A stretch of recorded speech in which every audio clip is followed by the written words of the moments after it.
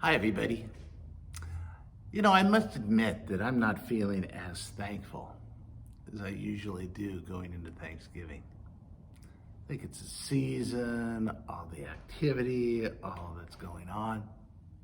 With the world struggling, with the health crisis of the pandemic, with all the political strife and all that's been going on in Washington, D.C., with the violence, with the racism, with people getting sick, people, yes, recovering, thank goodness, with our children in and out of school and some struggling to be able to learn this year and others surviving. People are lonely, they lack community, people are isolated, and many are depressed. It's just been a season and a moment in time that the other day I realized walking around that I just don't feel like I usually do. So I said to myself that, there's got to be some things you're thankful for, Tim. What are you thankful for? I thought about it for a moment, and obviously things just came to the surface. I'm thankful for my grandkids, Clifton and Colette, to watch little Colette grow and learn new things and crawl. I know many of you are grandparents.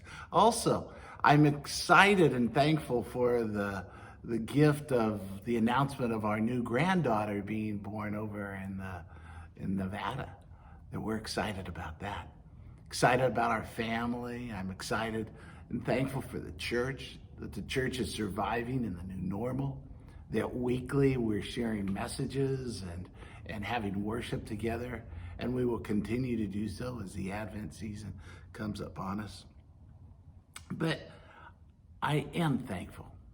It's just, what do I look at? The struggles or the challenges?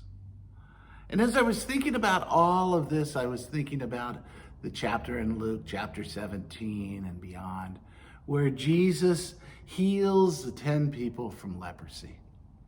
He heals all of them, all 10 of them. Sometimes this story in Sunday school is told as a story about being polite. You know what I mean by that? It's your mother used to say to you, maybe your grandmother, you just got that gift from someone, you ought to turn around and thank them for giving you that gift. And yes, we always should thank people for giving us the gifts. God's more than just a matter of manners, I think, and thanking God. I think that saying thank you often changes us, often gives us that when we're grateful for something, it changes our attitude about how we see things, especially at this time of Thanksgiving. There's a health insurance company that's going around doing an advertising campaign. And their slogan for their advertising campaign is this: boast your health with a dose of gratitude. There's been studies done about attitude. And those who have a gratitude attitude, those who are thankful, have a health edge over those who are not. Isn't it amazing what our minds can do and how they can affect our bodies and things? Very much so. The great writer John Buchanan, the preacher, said these words. He said, "It may be that grateful people take better care of themselves, but there is evidence that gratitude alone is a stress reducer, and that there are links between gratitude and the immune system." Boy, I haven't heard anybody say that lately. But our attitudes and being gratified and being full of the gratitude attitude and being thankful helps us with our immune system so we feel better after that. Maybe our moms were right. When grandma used to send me my birthday card with $1 or $2 in it, what would she always say? "Hey, Tim, you ought to send Nana a thank you note." Isn't that true?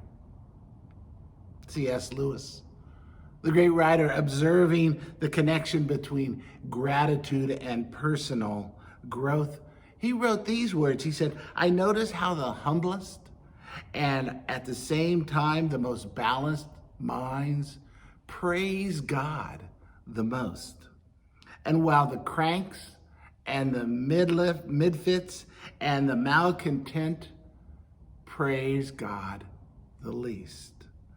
Praise also seems to develop and strengthen our inner souls in the lives that we live. I think C.S. Lewis had it right during this time. Do you remember what happened in the gospel story when Jesus healed all 10 of leprosy? You know what happened? Only one of the 10 came back to Jesus and said, thank you. The other 9 were healed, just like that one. But only that one found himself the way back to Jesus to thank him. Why? Why? Maybe it's how we are today. We're looking at so many things that we forget to see what we're thankful for and thank those around us who are precious, and give those around us a thankful appreciation by sharing how we really feel about them.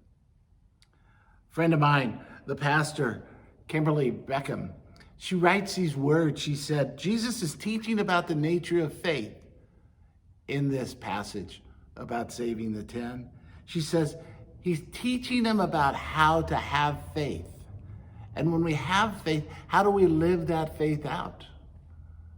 That's what she's writing about in this as she writes her commentary. She says, to have faith, you must have a gratitude, and that gratitude in your faith will come through by how you live your faith. Are we living with gratitude and thankful hearts today? Or are we living a little bit down, a little bit maybe lonesome, depressed, isolated, hurting? It's important for all of us, friends, as we come into this Thanksgiving season, that we reach out to one another. So vital.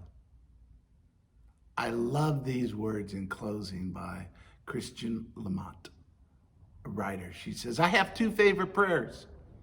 In the morning, my prayer is, Dear God, help me, help me, help me, help me. And she writes, when I go to bed at night, my prayer at night is this: Dear God, thank you, thank you, thank you, thank you. Well, as Thanksgiving is around the corner and Advent just around the corner from that, no matter what our circumstances are at the moment, no matter how we're feeling today or tomorrow, may, friends, God's grace, may God's grace be made truly alive for you. And may God's grace, may we be made truly and deeply well in our living. Friends, happy Thanksgiving. God be with you. We'll see you real soon. Have a great day.